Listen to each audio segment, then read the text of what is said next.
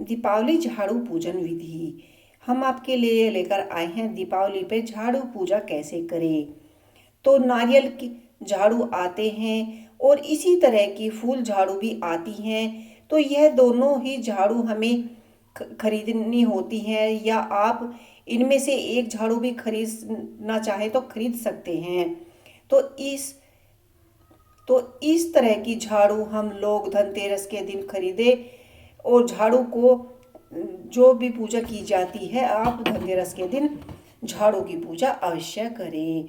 झाड़ू की खरीदारी करना धनतेरस के दिन बहुत ही शुभ माना जाता है और झाड़ू की पूजा की जाती है। और कुछ लोग बड़ी दीपावली के दिन पूजा करते हैं। तो देखिए, इस तरह से जो भी घास की बनी हुई झाड़ू आती है वो आप लेके अवश्य ही आइए। और जो प्लास्टिक की बनी आती है तो वो वाली भी आपको नहीं लेकर आनी है। जो जड़ी झाड़ू है वो लेकर आपको आनी है।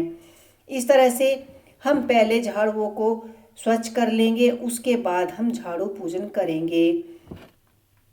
उतनी झाड़ू आप ला सकते हैं। दीपावली पर इन झाड़ू पूजन करने का बहुत ज़्यादा महत्व माना जाता है। झाड़ू को लक्ष्मी जी का स्वरूप माना जाता है, इसलिए दीपावली पर इनकी पूजा की जाती है।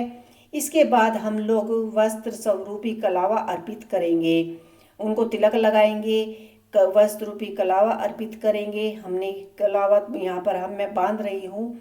इस तरह से हमें दोनों झाड़ुओं पर आराम से कलावा बांध सकते हैं। जब आप झाड़ू का पूजन करेंगे उस समय आप मन ही मन जय माँ लक्ष्मी का उच्चारण कर सकते हैं।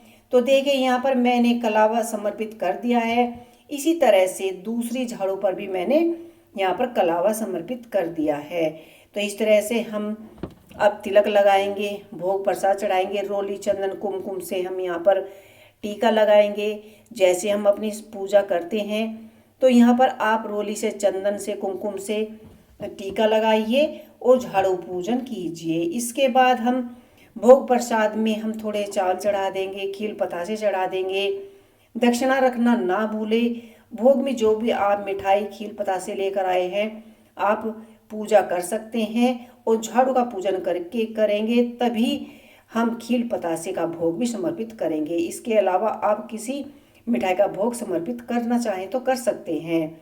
हम लोग जब जल समर्पित करेंगे, इसके बाद हमें करना क्या है, आरती करेंगे और लक्ष्मी माता की हम यहाँ कथा भी कर सकते हैं। और इसके बाद जय माँ लक्ष्मी हम बोलेंगे और हमारी झाड़ू पूजन संपूर्ण हो जाएगी। तो इस तरह से दक्षिणा रखना ना भूले। इसके बाद हम हाथ जोड़कर नमस्कार करना चाहिए और अपनी पूजा को पूर्ण होने की माँ लक्ष्मी जी से प्रार्थना करनी चाहिए।